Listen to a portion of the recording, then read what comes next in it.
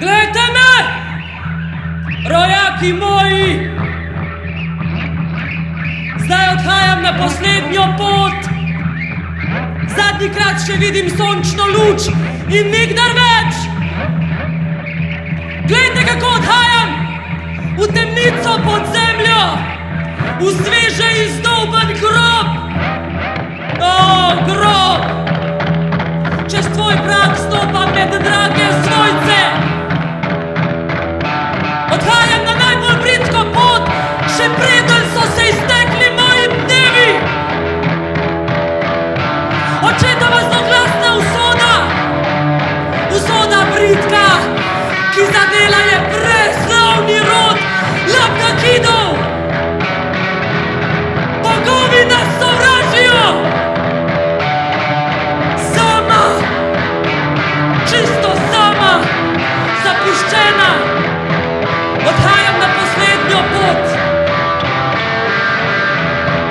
Nimam prijatelja, da jokal bi za mano, da z mojo usodo bi čustvoval. Ko pridem tja, ta misel me tolaži. Bom dobrodošla svojemu očetu. Draga tebi, mati, tebi, moj brat.